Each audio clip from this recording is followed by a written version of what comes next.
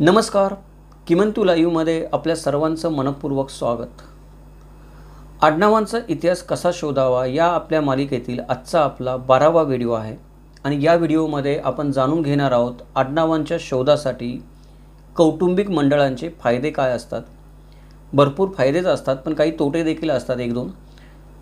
तर त्या फायदे आणि तोट्यांच्या ज्या बाबी आहेत त्या आपण या आपल्या व्हिडिओमध्ये समजून घेणार आहोत. बहुतांश वेळा आपल्याला असं आढळून येतं की भारत हा जातीपातींचा देश आहे, जातीपातींमध्ये विभागलेला देश आहे. प्रत्येक जातीने स्वतःचा एखादा ट्रस्ट स्थापन केलेला असतो, एखादं मंडळ स्थापन केलेलं असतं, एखादं आपण म्हणतो की संस्था स्थापन केलेली असते. यामध्ये त्या जाती उपजातीतले लोक असतात ते एकटवलेले असतात, ते आपापल्या समाजासाठी कार्य करत असतात किंवा विचारमंथन करत असतात. काही लोक असतात ते वंशाने बांधलेले असतात, काही गोत्राने बांधलेले असतात, काही लोक असतात ते धर्माने बांधलेले असतात, जातीने बांधलेले असतात. अशी वेगवेगळ्या प्रकारची आपल्याला ही मंडळं दिसून येतात. काही मंडळं असतात ती ठराविक कुटुंबापुरती मर्यादित असतात संशोधन करणारी, त्याच ठराविक आडनावापुरती संशोधन करणारी काही मंडळं असतात. काही जे मंडळं असतात ती गोत्र, कुळ, वंश याच्या निमित्ताने एकत्र आलेले असतात. आणि काही काही मंडळं आपण जी म्हणतो ती काही काही मंडळं कधीकधी 100 वर्ष जुनी पण आपल्याला सापडतात. म्हणजे एखादा असं तुमच्या कुटुंबाबद्दल, आडनावाबद्दल, कुळाबद्दल, गोत्राबद्दल काम करणारं तुमच्या समान आडनाव बंधूंचं जर 100 वर्ष जुनं मंडळ तुम्हाला सापडलं तर त्यांच्याकडे किती माहिती असेल याचा विचार करा. त्यामुळे ही जी कौटुंबिक मंडळं असतात ही कौटुंबिक मंडळं आडनावाच्या शोधामध्ये फार महत्त्वाची भूमिका बजावत असतात. तर या कौटुंबिक मंडळांमध्ये सामील होण्याचे फायदे काय आहेत ते आपण जाणून घेणार आहोत आजच्या व्हिडिओमध्ये.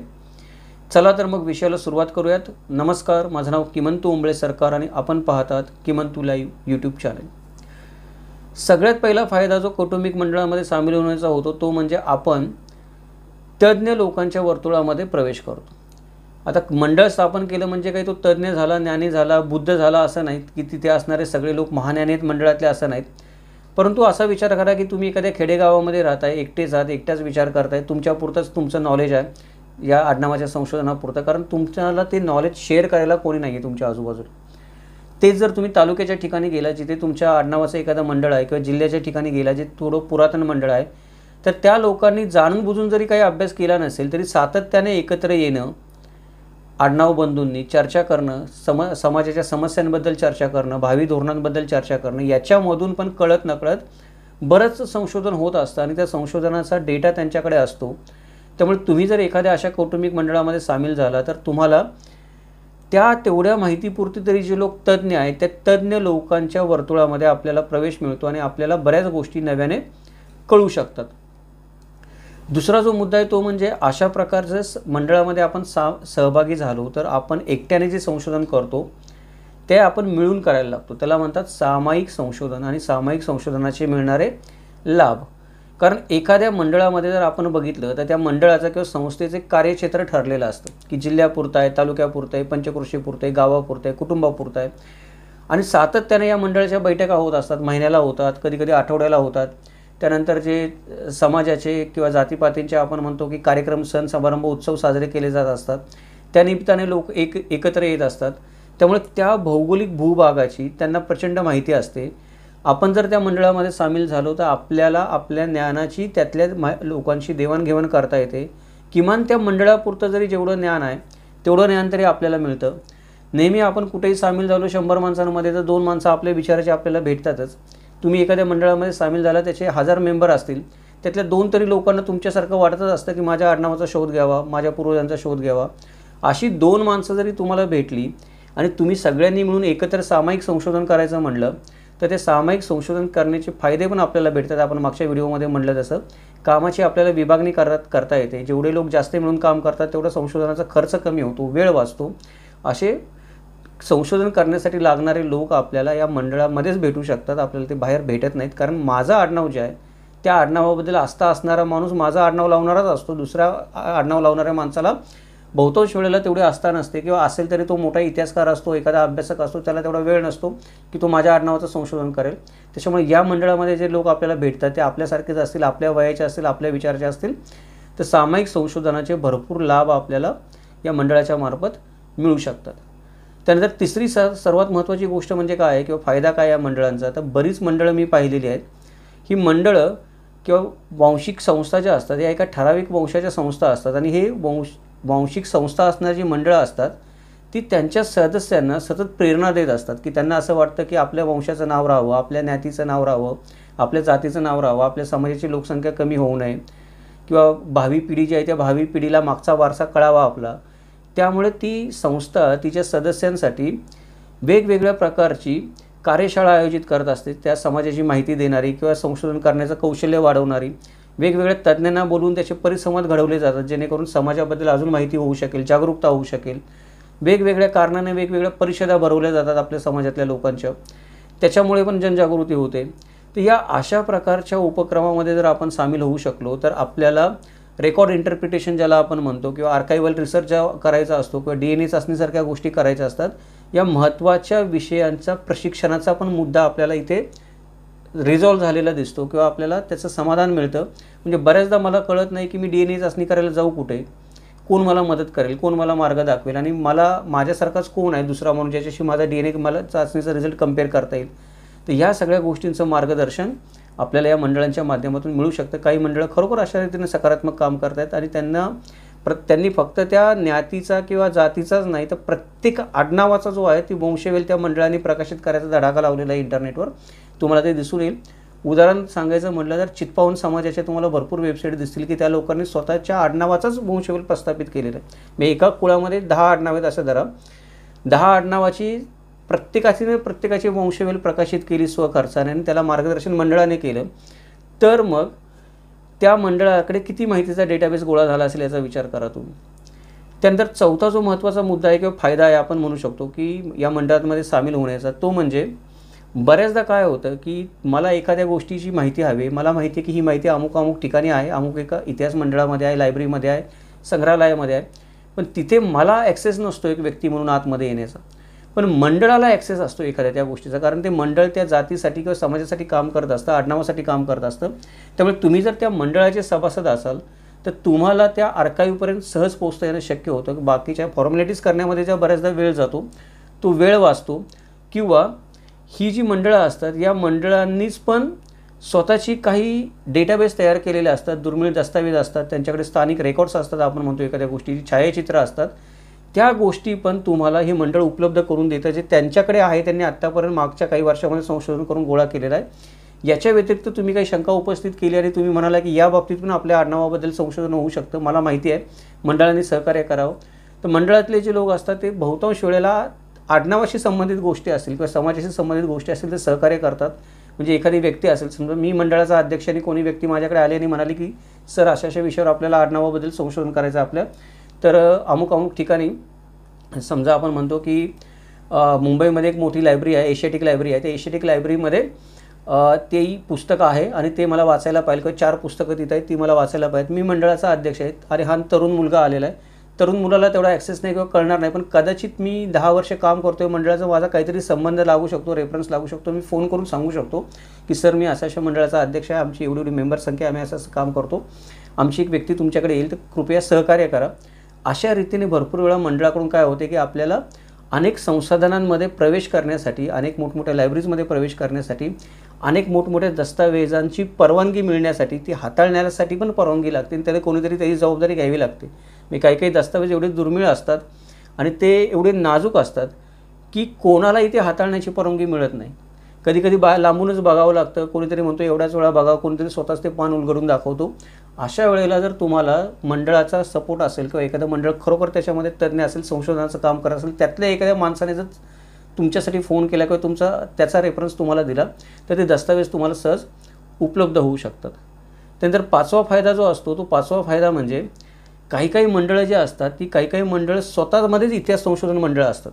म्हणजे नाव त्यांनी एका जातीचं किंवा समाजाचं लावलेलं असतं, पण काम त्यांनी त्या जातीची आणि समाजाची माहिती गोळा करण्याचंच वर्षानुवर्ष चालवलेलं असतं. म्हणजे माझ्या बघण्यामध्ये काही मंडळं आहेत जे त्यांच्या जातीच्या खाण्यापिण्याचा आहार, खाण्यापिण्याची पद्धत काय होती, म्हणजे समजा मी मराठा समाजातल्या असं गृहीत धरा आणि मराठा समाजातलं मला असं वाटतं की शिवाजी महाराजांच्या काळामध्ये मराठी माणसाचं सर्वसामान्य खाणंपिणं काय होतं. शिवाजी महाराजांच्या काळामध्ये सर्वसामान्य मराठी माणूस काय कपडे घालत होता. उलटं उदाहरण घ्या की एखाद्या CKB समाजाचं मंडळ आहे, तर मला काही माहिती आहेत CKB समाजाची मंडळं, मी त्यातल्या काही लोकांना भेटलो आहे, पण तर ते लोक पण काय नेहमी प्रयत्न करताना मला दिसतात की बाजीप्रभू देशपांडे नेमके कुठले कपडे घालत असतील त्या काळामध्ये. आपल्याला तर दाखवलं त्यांनी पागोटं घालणार आहे, पण खरोखर तसे पागोटं घालत होते का? ते चित्रकाराने चित्र काढलं नसेल कशावरून. मग बाजीप्रभू देशपांडेचे जे वंशज होते ते जिथं राहतात तिथे जातो मी, त्यांच्याकडे काही फोटो आहेत का पाहतो, चित्र मिळत आहेत का पाहतो. खानपान जे म्हणतो आपण, ते खानपान आत्ताचं कसं होतं, तेव्हाचं कसं होतं, बोलण्याची पद्धत कशी होती, भाषा कोणती होती. आत्ता जी भाषा मी वापरतो तीच भाषा होती माझी CKPची, काय ती वेगळी भाषा होती त्यावेळी लिहिण्याची. त्याच्यामध्ये घरामध्ये काही वेगळी भाषा बोलली जात होती का?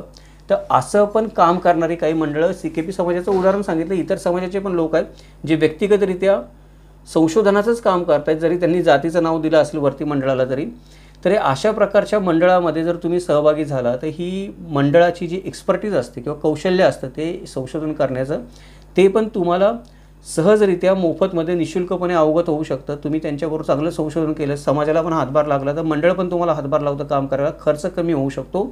आणि एकाच विषयावर लक्ष केंद्रित करून किंवा एकाच आडनावावर, एकाच आपण म्हणतो की समाजावर लक्ष केंद्रित करून जर आपण सगळेजण मिळून संशोधन करत असू मंडळाच्या माध्यमातून, तर ते विषय पण लवकर तडीला लागतो.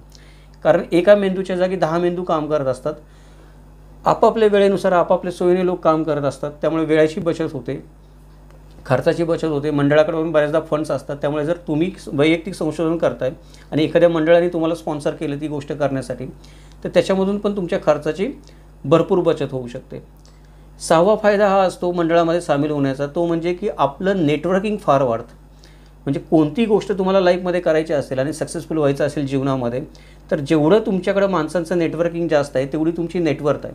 म्हणजे आज आपण काय करतो, एखाद्या माणसाची किंमत आहे ती त्याच्या संपत्तीमध्ये मोजतो की त्याची नेटवर्थ किती आहे, किती पैसे आहेत त्याच्याकडे एकंदरीत. तर माणसाची व्हॅल्यू मला तरी असं वाटतं की एखाद्या माणसाची व्हॅल्यू त्याच्याकडे किती पैसे त्याच्यावरून ठरत नाही, त्याची नेटवर्थ. माणसाची व्हॅल्यू त्याचं नेटवर्क किती त्याच्यावरून ठरतं. कारण ज्याच्याकडं माणसांचं नेटवर्क जास्त आहे तो कोणतंही आव्हान लिहिल्या पेलू शकतो, म्हणजे सहजपणे एखादं आव्हान पेलू शकतो एखादी गोष्ट करायची, कारण त्याच्याकडे तेवढे संदर्भ असतात. चौकशी करू शकतो, विचारू शकतो, बोलू शकतो.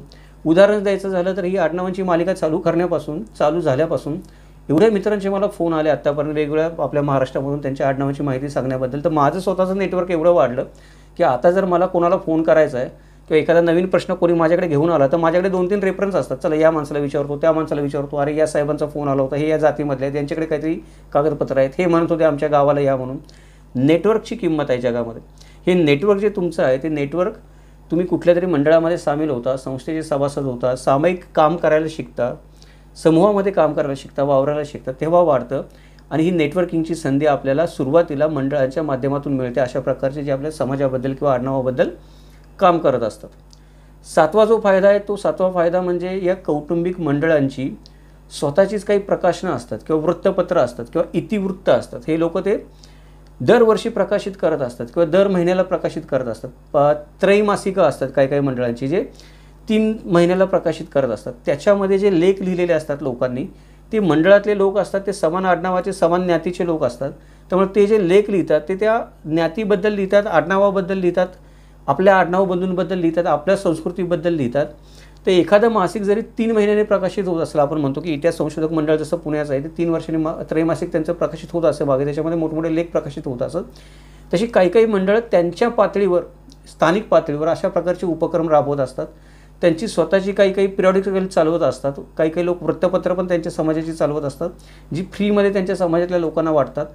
तर हा जो काही माहितीचा खजिना आहे, हा माहितीचा खजिना आपल्याला आयत्यात सापडतो. की समजा एखाद्या मंडळाकडे 10 वर्ष जरी मागचं एखाद्या त्यांनी मासिक चालवलेलं असेल महिन्याला, किंवा दिवाळी अंक त्यांनी काढला असेल दरवर्षी. दिवाळी अंकाची आपल्या महाराष्ट्राला परंपरा आहे. काही मंडळं त्यांच्या समाजाची दिवाळी अंक पण काढतात. तर मला मागच्या 10 वर्षाचे जरी दिवाळी अंक सापडले किंवा त्यात काही विशेष अंक असतील त्यांनी त्या समाजाबद्दल आडनावाबद्दल काढलेले, त्याच्यामधून पण आपल्याला भरपूर माहिती होऊ शकते.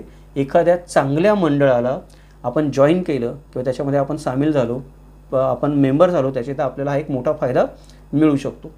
त्यानंतर 9वा जो फायदा आहे तो 9वा फायदा म्हणजे काही मंडळं जे असतात ती काही मंडळं मगाशी मी म्हटलं तसं फंड पुरवतात एखादी गोष्ट करण्यासाठी किंवा संयुक्त रीतीने प्रकल्प करण्यासाठी. ते रेडी असतात दरवेळेला की त्यांना जाऊन जर तुम्ही एखादी गोष्ट पटवून सांगितली तर ते तुम्हाला त्याच्यासाठी मदत करू शकतात. उदाहरणार्थ सांगायचं म्हटलं की तुमच्याकडे समजा तुमच्या आडनावाशी संबंधित 10 पत्र आहेत किंवा तुमच्या आडनावाशी संबंधित तुम्हाला एखादी शकावली सापडली, बकर सापडलं, तुमच्या घराच्या पेटीमध्ये तुम्हाला एखादा मोठा दस्तावेज सापडला, खजिनात सापडला पत्रांचा, पण दुर्दैव हे की ते मोडी लिपीमध्ये, आणि मोडी लिपी तुम्हाला येत नाही. जरी तुम्हाला आली तरी ही पत्र एवढी जुनी पुराणी आहेत, त्यांची भाषा एवढी पुराणी आहे, त्यांची संख्या एवढी मोठी, तुम्ही एकट्याने करू शकत नाही. करायचं म्हटलं तरी त्याचा खर्च जास्त येतो आहे. अशा वेळेला काय करावं माणसाने? मग अशा वेळेला काही काही मंडळं किंवा संस्था ज्यांना आपण म्हणतो की समाजशास्त्राविषयी काम करतात, त्यांच्याकडे जर आपण गेलो तर हे लोक काय करतात की त्या सगळ्या ऐतिहासिक नोंदी लिप्यांतर करण्यासाठी आपल्याला मदत करतात. तुम्हाला शिकवतात की कशा रीतीने माहितीचं वर्गीकरण करावं, कशा रीतीने माहितीचं एकत्रीकरण करावं, टॅग कसे द्यावे, त्या उदाहरणं कशी करावी त्याच्यामध्ये. या सगळ्या ज्या गोष्टी असतात, या सगळ्या गोष्टी ही मंडळं आपल्याला शिकवतात. ही मंडळं त्यांच्याकडे असणाऱ्या संसाधनांचा पण ॲक्सेस तुम्हाला देतात, परवानगी तुम्हाला देतात की तुमच्याकडची जी कागदपत्रं आहेत ती कागदपत्रं, त्यातली माहिती तुम्ही या कागदपत्रांबरोबर ताडून पहा, क्रॉस व्हेरिफिकेशन करा, त्याचं चेक करा, नवीन काही माहिती समोर येते का पहा, त्याचा आपण एखादा निष्कर्ष काढू किंवा आपण एखादा PhD पेपरसारखा शोधनिबंध बनवू. कारण नवीन एखादं पत्र जरी सापडलं तरी त्याच्यावर एक नवीन शोधनिबंध होऊ शकतो. मागच्या माहितीशी ती पत्रातली माहिती आपण जर ताडून पाहिली तर. अशा रीतीने पण काही मंडळं असतात, ते नेहमी संयुक्त प्रकल्प राबवत असतात, त्यांची पण आपल्याला मदत होऊ शकते. असं कुठलं एखादं मंडळ आपल्या आजूबाजूला सापडलं तर जरूर शोधण्याचा प्रयत्न करा. नाही सापडलं तर तुम्ही मुंबईमध्ये टाटा रिसर्च संस्था एक काम करते ती सोशल सायन्ससाठी, तिथे तुम्ही जर जाऊन चौकशी केली तर बऱ्यापैकी तुम्हाला दिशा मिळू शकेल. अगदीच काही मार्ग मिळेल, तुम्हाला सोल्युशन मिळेल असं नाही, पण दिशा मिळू शकेल की माझ्याकडे ही गोष्ट आहे, त्याला एवढा खर्च येऊ शकतो, मी काय करू आता. हा एक मोठा फायदा आपल्याला मंडळांच्या माध्यमातून संयुक्त प्रकल्पाचा मिळत असतो. 9वा जो फायदा आहे तो 9वा फायदा म्हणजे आजकाल आपण इंटरनेटच्या जगामध्ये राहतो. इंटरनेटच्या जगामध्ये राहण्याचा फायदा हा आहे की आपल्याला फेसबुकवर, व्हॉट्सअपवर, आजकाल आपण व्हॉट्सअपवर पण ग्रुप बनवू शकतो. तर काही काही मंडळांचे काय आहेत की फेसबुकवर ग्रुप आहेत, व्हॉट्सअपवर ग्रुप आहेत.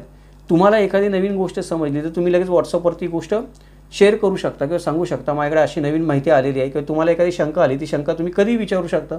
तिथे तुम्हाला 4 लोक, 10 लोक, 100-200 लोक तुमची ती माहिती वाचून किंवा शंका वाचून उत्तर देऊ शकतात. त्याचं तुम्ही सदस्यांना प्रश्न विचारू शकता, तुम्ही त्यांचा सल्ला घेऊ शकता, तुम्ही त्यांचे संशोधनाचे जे अनुभव आहे ते अनुभव शेअर करू शकता की त्यांना काय अडचणी आल्या, कशा रीतीने त्यांनी एखादा प्रश्न सॉल्व केला.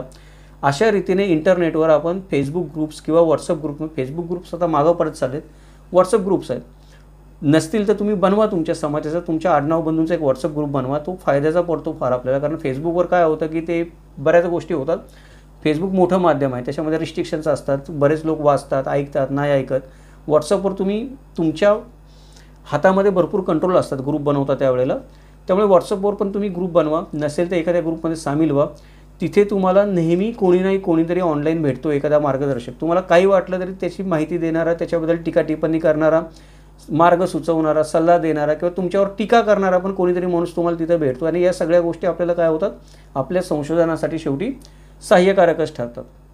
10वा जो मुद्दा आहे, महत्त्वाचा जो फायदा आपल्याला याचा होतो मंडळांचा, तो म्हणजे ही मंडळं असतात, ही मंडळं वेळोवेळी, मगाशी मी म्हटलं तसं की वेगवेगळे कार्यक्रम आणि मेळावे आयोजित करत असतात. तर मगाशी आपण जे बघितलं की सेमिनार आयोजित करणं, प्रशिक्षण शिबिर आयोजित करणं ती वेगळी गोष्ट आहे. आणि वेगवेगळे सांस्कृतिक कार्यक्रम आयोजित करणं, वेगवेगळ्या निमित्ताने समाज एकत्र येईल यासाठी काही मंडळं काय करतात की लग्न जे ठरवायचं असतं आपण, की वधूवर सूचक मंडळ ज्याला आपण म्हणतो, तशा पद्धतीने एखादा कार्यक्रम आयोजित करतात. काही वेळेला एखादी निवडणूक लागते, त्या निवडणुकीच्या निमित्ताने कसं मतदान करावं याची माहिती देणारे कार्यक्रम आयोजित करतात. त्यानंतर शहरामध्ये आपण स्वच्छता कशी राखावी, मदत कशी करावी, निसर्ग कसा राखावा, पर्यावरणाचं काम कसं करावं, याच्याबद्दल मेळावे ऑर्गनाईज केले जातात. छोट्या मोठ्या सहली काढल्या जातात एखाद्या ठिकाणी. या अशा प्रकारच्या गोष्टींमधून वेगवेगळ्या व्यक्तींना जे तुमच्यासारखंच संशोधन करत असतात, पण तुम्हाला माहीत नसतं की ही व्यक्ती पण संशोधन करते, की माझ्या शेजारीच बसले, मी जेवढं संशोधन केले त्याच्या दुप्पट त्या व्यक्तीने संशोधन केले, पण त्या व्यक्तीकडे बघून मला कळत नाही की ही व्यक्ती संशोधक आहे. तर अशा मेळाव्यामध्ये जेव्हा आपण भेटतो, बोलतो, चर्चा करतो, त्यावेळेला आपल्या वैयक्तिक आवडीनिवडी आपण एकमेकांबरोबर शेअर करतो, आपण केलेलं कार्य सांगतो, त्यावेळेला नवीन आपल्याला संशोधक त्या मेळाव्यामध्ये किंवा कार्यक्रमामध्ये हमखास भेटतात. 1000 माणसांमध्ये मी तुम्हाला म्हटलं एक माणूस नेहमी भेटतो जो तुमच्या विचाराचा असेल. हे मी सांगत नाही, लॉ ऑफ प्रोबॅबिलिटी आहे. तुम्ही 1000 माणसांना भेटला तर एक माणूस तुम्हाला तुमच्या विचाराचा हमखास भेटणार, तो तुमच्याबरोबर काम करायला तयार होईल, की त्याला तुमचा मार्ग पडतोय काम करायचा. त्याच्यासाठी तो एक माणूस शोधण्यासाठी तुम्हाला ही मंडळात त्याचे कार्यक्रम आणि मेळावे उपयोगी पडू शकतात. 11वा जो महत्त्वाचा फायदा होतो, तो 11वा महत्त्वाचा फायदा म्हणजे DNA चाचणी करण्याचं प्रचलन आज वाढलेलं आहे स्वतःचा वंश शोधण्यासाठी. मग DNA चाचणी करायला मी जाऊ कुठं? बऱ्याचदा आपल्याला माहीत नसतं. बरं ठीक आहे, DNA चाचणी तुम्ही सांगितली, आता आपण पण पुढचा व्हिडिओ DNA चाचणीबद्दलच बनवणार आहे. पण मी जर समजा त्या DNA चाचण्यांची तुम्हाला सगळी माहिती सांगितली, पण ते DNA चाचणी करायला जाणार कुठे आपण? त्याला खर्च किती येईल? ती प्रोसेस काय असते? त्यात कायदेशीर अडचणी काय असतात DNA चाचणी करण्यामध्ये? एखादा नीतिगत प्रश्न तर निर्माण होत नाही किंवा काही मी एखादा कायदा तर तोडत नाही ती DNA चाचणी करून. या सगळ्या गोष्टी तुम्हाला मंडळ मार्गदर्शन करू शकतं. एखाद्या मंडळाने जर अशा प्रकारचा उपक्रम मागे राबवलेला असेल तर ते तुम्हाला मार्गदर्शन करू शकतं. त्यानंतर ज्या DNA चाचण्या तुमच्या येतील, त्या DNA चाचणीचा रिझल्ट मंडळातल्या आधीच्या लोकांनी जर काही DNA चाचण्या केल्या असतील त्यांच्याशी कंपॅरिझन करून आपल्याला चेक करता येतं की आपलं त्यांच्याशी काही मिळते जुळते आपले दुवे आहेत का नाही आहेत.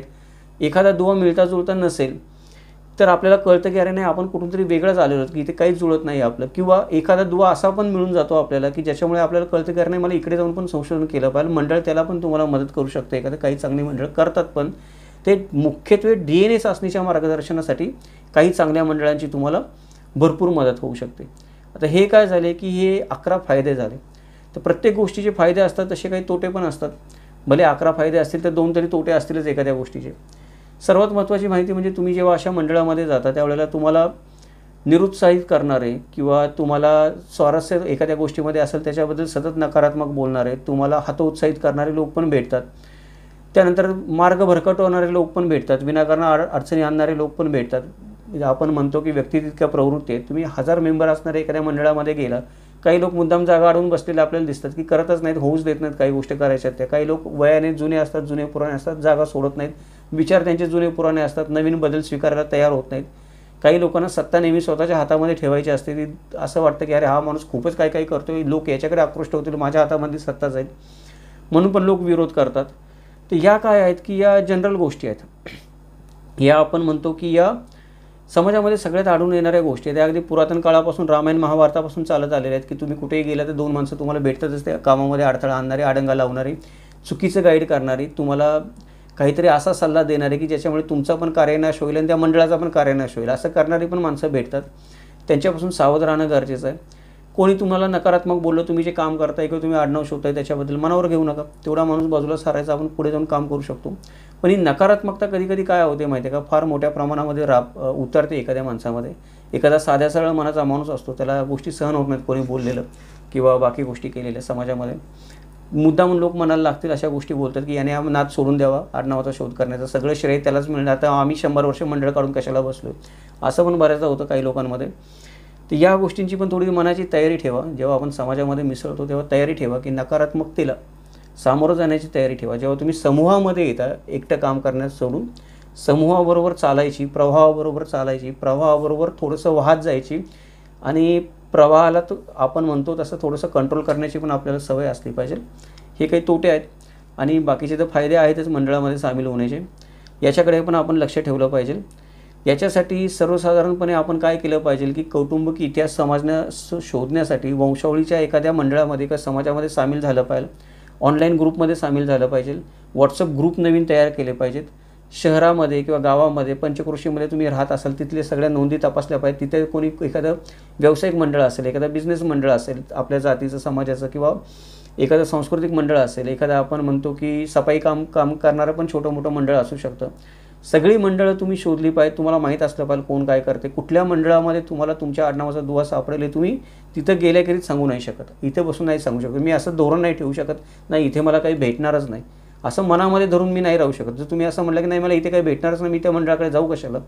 जेवढी म्हणून मंडळं असतील तुमच्या गावामध्ये, तुमच्या जातीपातीचे असोत नसोत, आडनावाचे असोत नसोत, एकदा जा, भेटून या, बोलून बघा.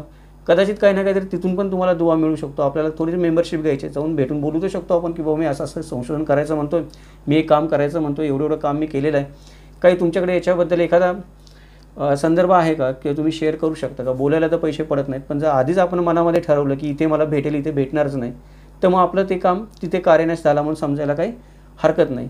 त्यामुळं आपलं जे संशोधन आहे ते संशोधनामध्ये आपले जे हितसंबंध आहेत ते हितसंबंधांना दुसऱ्यांच्या बाधा येणार नाही आणि आपला पण कार्यनाश होणार नाही याची पण आपण काळजी घेतली पाहिजे. आणि अशा प्रकारे आपल्या वेगवेगळ्या मंडळांना जेव्हा तुम्ही भेट द्याल, त्यांच्याशी बोलाल, भेटाल, चर्चा कराल, सातत्यानं तुमचं कम्युनिकेशन चालू राहील, त्यावेळेला तुमच्या पण लक्षात येईल की तुमच्या कुटुंबाचा इतिहासाचा शोध लावण्याची तुमची जी क्षमता होती ती क्षमता लक्षणीयरित्या वाढलेली आहे. म्हणजे तुम्ही घरात बसून एकट्याने काम करत होता आणि तुम्ही 100 मंडळांना भेटी देऊन आला, तुमच्या लक्षात येतं की तुमची क्षमता वाढली ते काम करण्याची. हे या मंडळांचे, कौटुंबिक मंडळांचे आपण म्हणतो किंवा सामाजिक मंडळांचे म्हणतो, समाजाची संस्था ज्या असतात काम करणाऱ्या त्यांच्यामध्ये सामील होण्याचे महत्त्वाचे फायदे आहेत. उद्या आपण काय करूयात, इथे आपण थांबूयात. उद्या आपण काय करणार आहोत की कोणत्या ज्या DNA चाचणी असतात आडनावाचा शोध घेण्यासाठी, कोणत्या DNA चाचण्या असतात त्यातल्या काही DNA चाचण्यांचा आपण थोडंसं माहिती करून घेणार आहोत. नाव आणि ती DNA चाचणी कशासाठी, कारण ही मालिका चालू झाल्यानंतर बऱ्याच मित्रांनी काय केलं की प्रश्न विचारले की सर तुम्ही DNA चाचणी म्हणता, पण कुठली DNA चाचणी करायची आणि त्या DNA चाचणीने फायदा काय होतो त्याच्याबद्दल काहीच माहिती नाही. तर काही DNA चाचण्या ज्या मला माहिती आहेत किंवा उपलब्ध आहेत सर्वसाधारणपणे जगात कुठे गेला तुम्ही तर वंशशास्त्राच्या संदर्भामध्ये, त्यांची माहिती मी तुम्हाला देईल आणि त्याच्याबद्दल थोडंसं आपण त्या DNA चाचणीने काय फायदा होऊ शकतो आडनाव शोधायला ते आपण पुढच्या भागामध्ये पाहूयात. आज आपण इथेच थांबूयात. नेहमीप्रमाणे हा व्हिडिओ जर तुम्हाला आवडला असेल तर लाईक करा, शेअर करा, मित्रांमध्ये जास्तीत जास्त पोहोचेल असं पहा. या व्हिडिओच्या निमित्ताने आपण प्रथमच किमंतू लाईव्ह चॅनलला भेट देत असाल तर चॅनलला सबस्क्राईब करा, नोटिफिकेशन बटन ऑन ठेवा म्हणजे आपल्याला नवीन माहितीपूर्ण व्हिडिओ पाहता येतील. आवर्जून आवडलेल्या व्हिडिओवर प्रतिक्रिया द्या, तुमचं काही मत असेल प्रामाणिकपणे ते सांगा, जेणेकरून मला पण पुढे एखादी दिशा मिळू शकते एखादा नवीन व्हिडिओ बनवण्यासाठी. या अशा प्रकारचे अभ्यासपूर्ण आणि संशोधनात्मक व्हिडिओ बनवण्यासाठी नेहमीच प्रायोजकत्वाची गरज लागत असते, कारण मूलभूत गरज पुस्तकं विकत घेणं असते. समाजशास्त्राची पुस्तकं दुर्मिळ असतात, मी नेहमी म्हणतो तसं, त्यांच्या किमती पण फार असतात. त्यामुळे जर आपल्या या आडनावांच्या संशोधनाच्या कामाला, ज्याला आपण या चॅनलच्या माध्यमातून हात घातला आहे, आपल्याला मदत करण्याची इच्छा असेल, आपल्याला शक्य असेल तर चॅनलची मेंबरशिप घेऊ शकता आपण. सुपर थँक्सच्या माध्यमातून मदत करू शकता किंवा गुगल पेचा नंबर आपल्याला स्क्रीनवर दिसतो आहे, तिथे पण आपण आपल्याला शक्य असेल तेवढी स्वेच्छेने छोटी मोठी देणगी देऊ शकता. हे असंच इतिहासाचं आणि आडनावांचं आपण म्हणतो की वस्तुनिष्ठ मूल्यमापन, चिकित्सक विश्लेषण आणि तर्कशुद्ध विवेचन ऐकण्यासाठी पाहत राहा किमंतू लाईव्ह यूट्यूब चॅनल. उद्या भेटूयात आपण एका नवीन व्हिडिओसोबत. जय महाराष्ट्र, जगदंब.